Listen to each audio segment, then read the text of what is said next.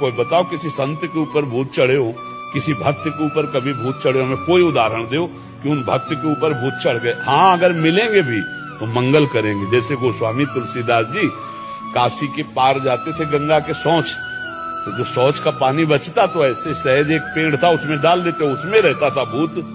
अब वो अपवित्र पानी पीता है तो शौच का अपवित्र पानी पीता। ये कई दिन घटना हुई तो वो प्रेत खड़ा हो गया हाथ जोड़ के और कहा आप जो मांगेंगे वो मैं दूंगा आपको। बोले हमने तो आपको पुकारा नहीं, कोई सेवा नहीं की। बोले बहुत बड़ी सेवा बन गई, जो आपके कमंडल में पानी बचता था फेंक देते थे वही हम पी लेते थे, अब हमको देना चाहते थे। बोले क्या दे सकते हो? हमें तो सिया राम जी के दर्शन चाहिए। बोले इतनी सामर्थ्य नहीं, उपाय बता देंगे, हो जाएंगे पक्का दर्शन। बोले क्या? बोले जब राम कथा कहते हो उस समय हनुमान जी कथा सुनने आते हैं, उनके पैर पकड़ लेना, वो तुम्हें दर्शन करा देंगे। बोले हम पहचान कैसे पाएंगे कि हनुमान जी आते? तो बोले सबसे पहले कथा में आके बैठ जाते हैं और मलिन भेष है और बूढ़े स्वरूप में आते हैं और सबसे पीछे कथा में प्रणाम करके जाते हैं। जो ऐसा करे वो हनुमान जी होंगे। अब तुलसीदास जी जब भगवान की चर्चा शुरू देखा कि शुरू होने के पहले एक वयोवृद्ध विशाल काय आकर चुपचाप बैठ गए थे। यत्र यत्र रघुनाथ कीर्तनम तत्र तत्र कृतमस्तकांजलम बाष्पवारि परिपूर्ण लोचनम मारुतिम नमत राक्षसांतकम। अश्रु प्रवाह करते हुए भगवान की चर्चा सुनते। और जब कथा संपन्न हुई सब चले गए तब वहां के ऐसे रज लेके ऐसे लगाया कि भक्त चरण रज है। सोई गोस्वामी जी दौड़ पड़े, सोई भागे हनुमान जी।